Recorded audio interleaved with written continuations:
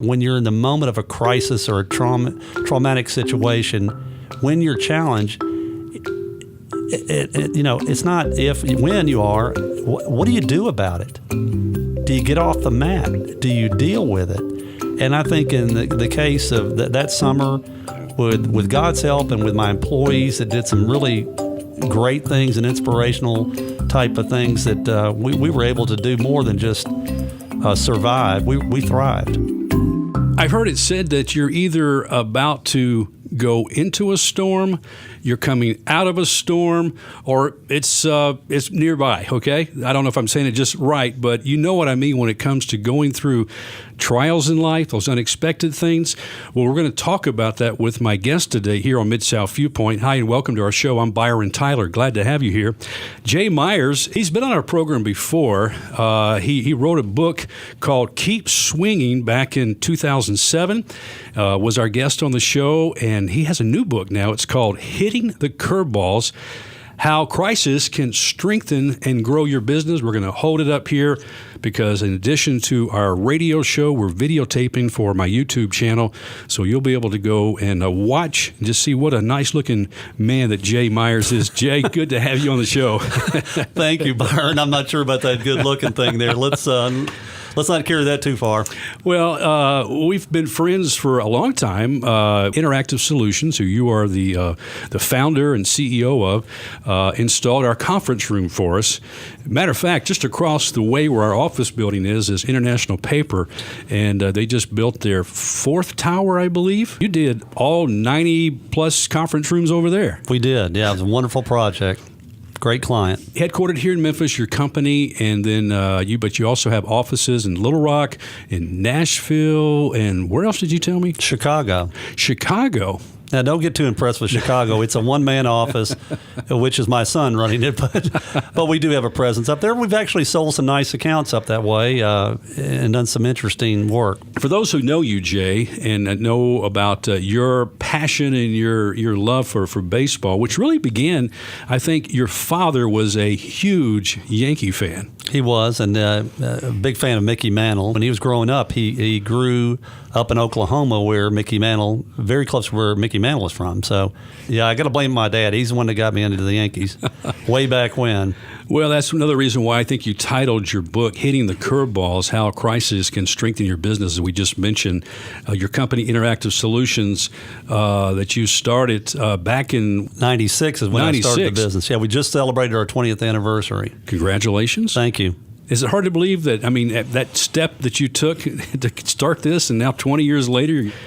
You know, Byron, I remember we actually had a celebration, a reception on this March the 11th, on this Friday, that, commemorated the event. And I remember just being the whole day just so emotional because you know what? God has smiled on us. We have been very fortunate to have been able to navigate some difficult challenges and build a successful business, but I never take it for granted. And we work hard every day. Talk about chasing your dreams, and we talk about your love and passion for the game baseball, and especially as it relates to the New York Yankees, and their historic team. Many people, Jay, as you know, chase their dreams all their life, but they never find them. As that huge Yankee fan, you have followed this team, as I mentioned, for all these years as your dad raised you up. You're a diehard fan. I've been to your office. I've seen the autograph balls, the bats, the autograph pictures. Also, I have seen a section from the original Yankee Stadium, a seating section, and I've said it in your office that you have. Byron, I'm a nut. I'm just going to say it on the air here. I love them, and I've just, it's interesting through the years, people have picked up on that. So my vendors and my different, my employees. So a lot of the stuff in my office, for the record, people gave me, but they do know that the Yankees are certainly my favorite sports team and everything. But I recognize also in Memphis, I'm probably not in the majority, but very much in the minority because obviously this is a big Cardinal city and everything. But it's a lot of fun. I tend to do things differently than other people anyway. So, well, you've actually had the opportunity to actually play ball in the old Yankee Stadium. Matter of fact, the former pitcher Jeff Nelson, who I think he had 4 World Series rings, you took a few balls from him, didn't you? Yeah, I did, and I'll tell you that for your listeners out there and baseball fans, there's nothing like facing a pitcher that's 6'8" that on the mound and everything. It was incredibly intimidating. It was the craziest thing I've done in my whole life. But I mean, can you imagine getting a chance to play baseball in the same field that, the Mickey Mantle and Babe Ruth and Lou Gehrig played on? It just was so unbelievable. But yeah, I took a few pretty good whacks at the ball there with Jeff Nelson, but it was funny. So I didn't actually get a hit off of him in the old Yankee Stadium, but I think I told you the story a while back there that a few years later, I got a chance to reunite with Jeff Nelson, and I actually faced him in fantasy camp in 2014, and I'm proud to tell you, I got my hit, and to this day, I still have like clips on my phone. It's like the most exciting thing that's ever happened to me.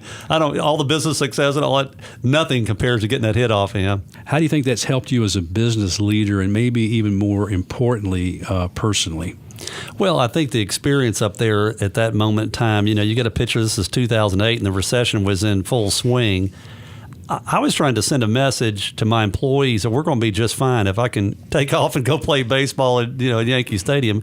The other part of it, though, from a life kind of type of thing, is that for your listeners out there, that when you have an opportunity to chase your dream, please take it.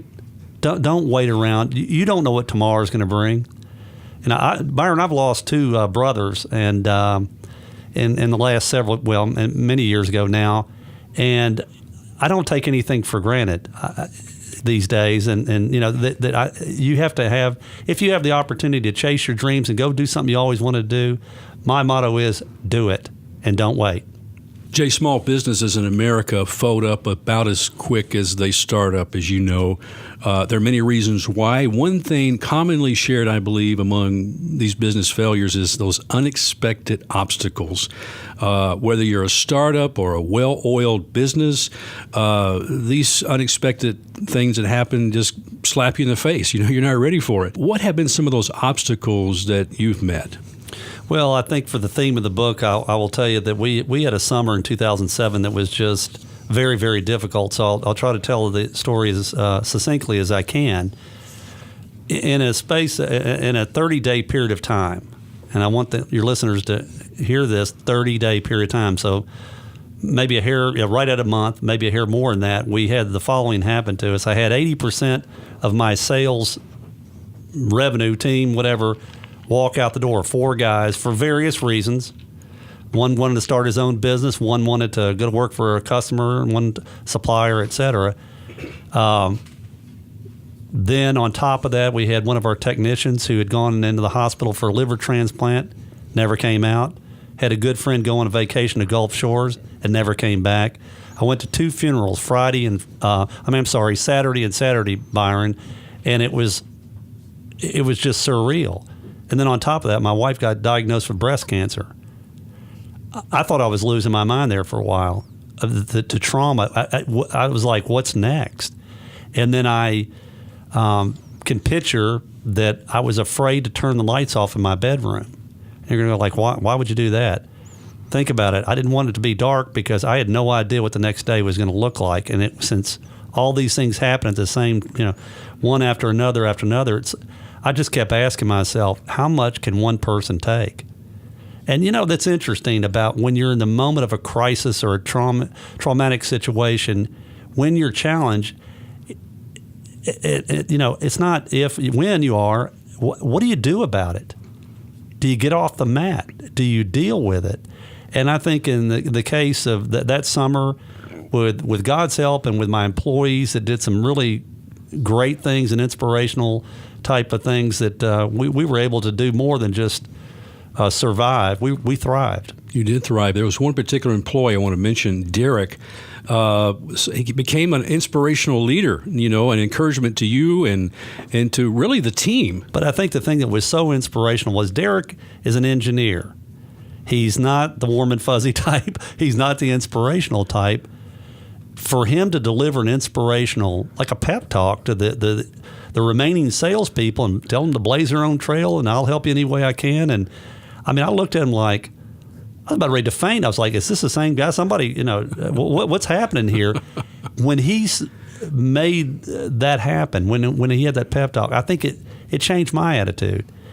I had my head down a little bit, and when I heard my engineer, who was totally out of his comfort zone, doing what he did, I thought it's time for me to snap out of it. When you have those unexpected, catastrophes that happen to you, you need to be looking for those unexpected things that can get you back on track. And in my business, we deal with engineers all the time, and I've known many of engineers, and you're right. Personality-wise, I love engineers for their job and what they offer, and I've got some great friends that are engineers as well, you do. But you wouldn't necessarily think they would become a motivational, inspirational speaker for your team. But the interesting thing about it is, Byron, I think the cream rises to the top.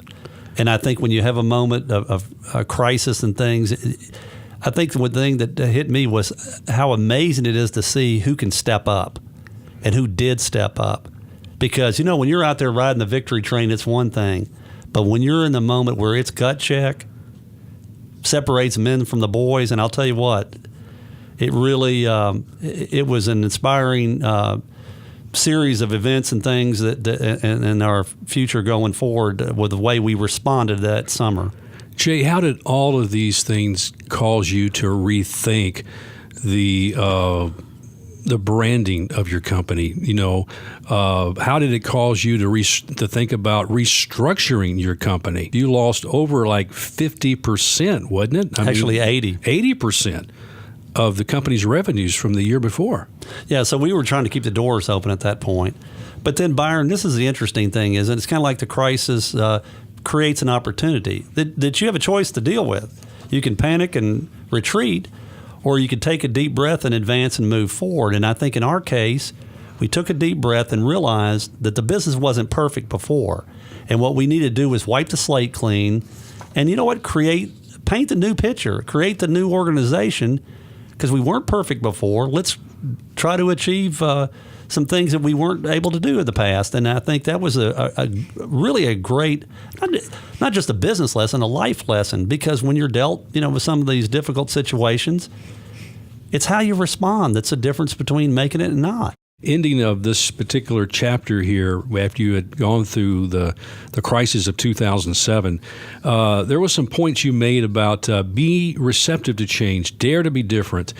And you also talk about developing a clear mission statement, a vision statement, and make sure everyone's on board with that.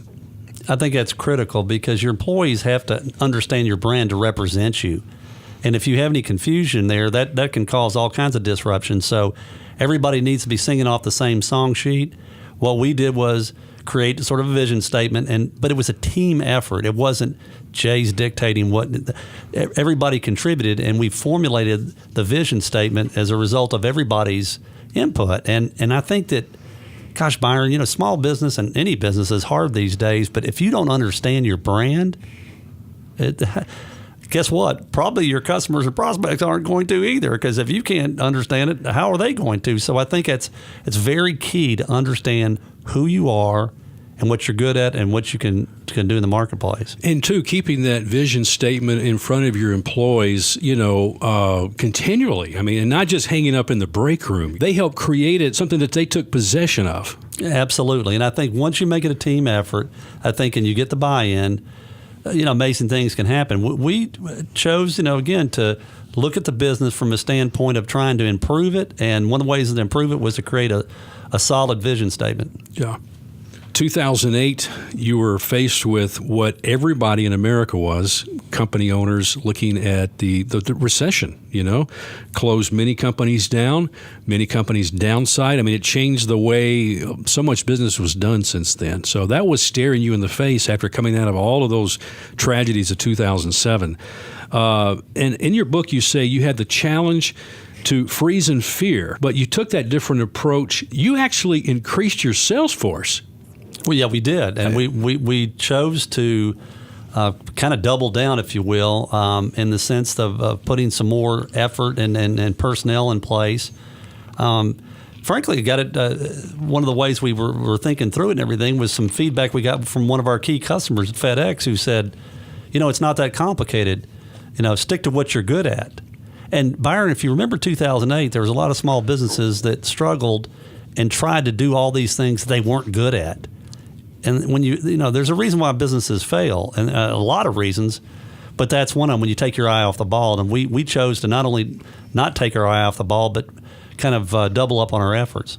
By mobilizing your team for growth, you backed it by these points: communicating frequently and transparently, lead with confidence, believe in your people. I like these 3 points you make here, and I want you to kind of talk a little bit about that transparent part, because I think oftentimes employees see company owners, managers sometimes not transparent, and when you're going through times of challenges like that, how important it is to be transparent. Well, it absolutely is critical to the success we had during the recession and everything and growing the business, because there were so many distractions. There were so many things going on with TV, radio, and everything, and all the negativity.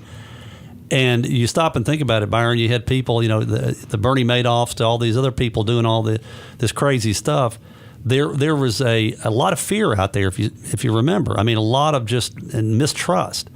And I'm a simple guy. I made C's in college, but I just thought, you know what? What can I do to impact the way they're thinking about our future? Because they're scared. I mean, banks are closing, all this stuff's happening. Are we going to close? Yeah, and the government wasn't offering a cash for teleconferencing equipment either. No, not at all. Right. And so we ended up having, frequent meetings over video and audio and everything with the employees, and let them ask me questions about whatever that was on their mind. A lot of them were like, are we going to make it? What are we going to be selling in the future? Can we, not only survive, but maybe even thrive through these? I mean, so there's a lot of different things that came up as a result of that. But I think also I was very candid about the challenges we had, whether it be cash flow or products or competition or whatever. I didn't hide anything from them. That's the key. I spoke, just talk turkey with them, and I think they appreciated that. I also will tell you that I also tried to get in their heads with sort of a mantra that I was kind of focused on at the time, which was I'd walk down the halls and I'd say stuff like, I know these banks and all these other people are failing. We're not in the banking business. We're in the technology business that saves people money and lives and telemedicine and everything. I said, so here's the deal. We're going to choose not to participate in the recession. Sorry for those other folks, but we can't participate. We got to go move forward. And I kept saying it.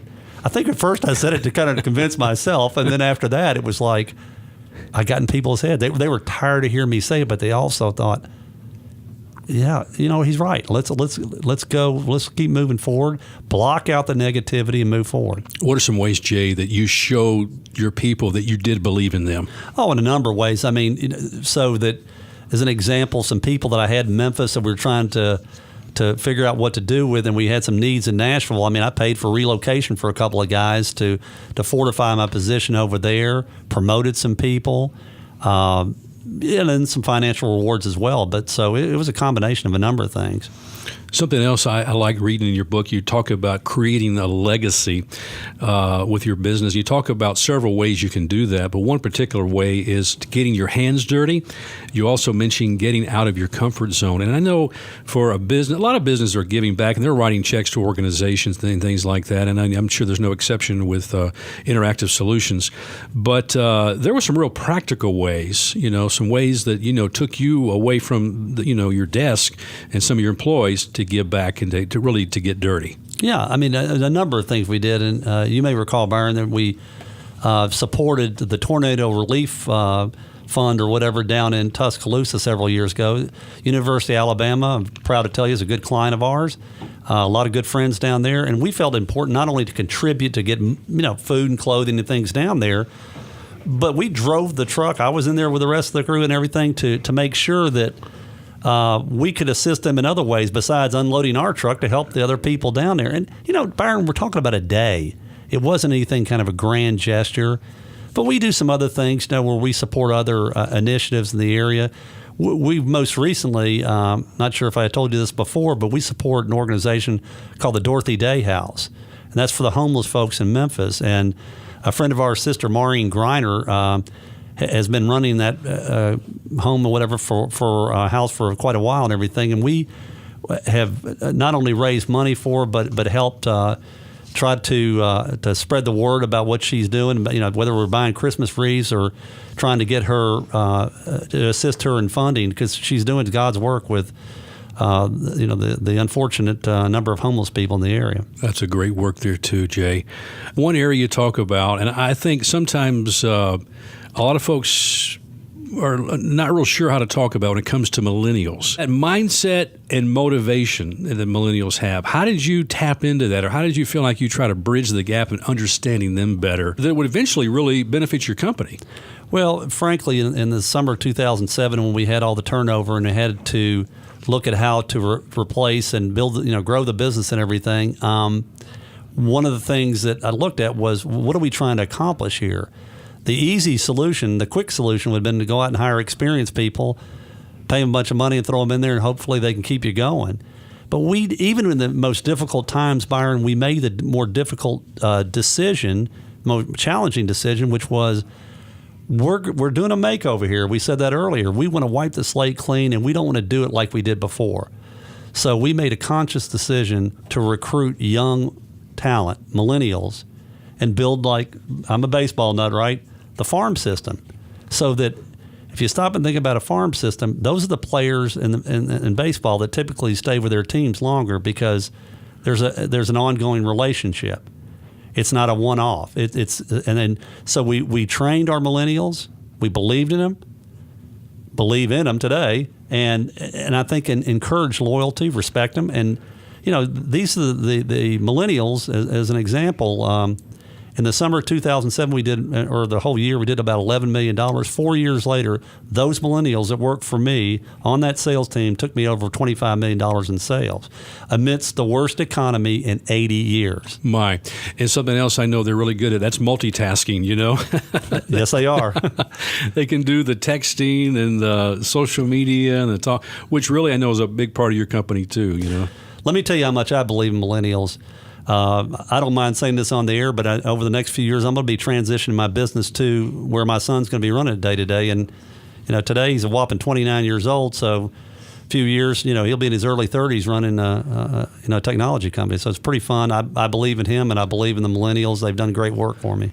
Well, Jay, as we wrap up our program here today, Hitting the Curveballs, that's your newest book, and by Jay Myers.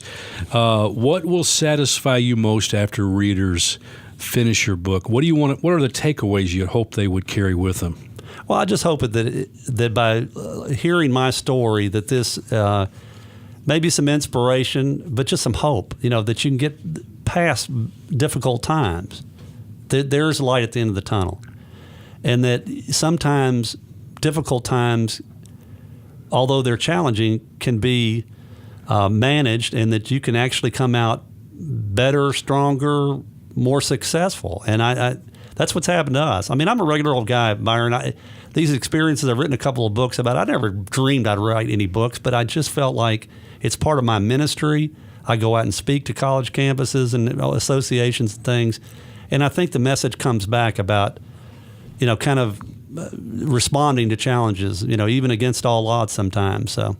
Well, Jay, this has been a wonderful time to get to know this book, Hitting the Curveballs, and we want our friends to go get a copy of it. How can they do that? Well, the easiest way is probably to go on Amazon or BarnesandNoble.com. Barnes & Noble's been a terrific supporter of ours. There is also an audio version, Byron, that you know about. I believe you listened to it, and I'm very proud to tell you my son Jordan was a narrator. You can get it off of Audible.com and I believe also iTunes. So very proud of the book, and really proud of what Jordan did with the audiobook. Hey, what's the website? Now, you have a website, too, that folks can get more information about all your materials and speaking engagements and other material there online. Absolutely. It's Jay Myers, JAYMYERS, CEO.com, all one word, JMyersCEO.com. And for the folks out there that are interested in having me come to their club or association or whatever to speak, university, I love doing that. I enjoy it. And you can see a couple of presentations off that website that I've done if you need to see a sample of me speaking. Jay, great to have you by. I appreciate it, Byron. Thanks for having me on the show. Friends, that's all the time we have on today's edition of Mid-South Viewpoint. Thanks for stopping by. I'm Byron Tyler. We'll talk to you next time. Bye-bye.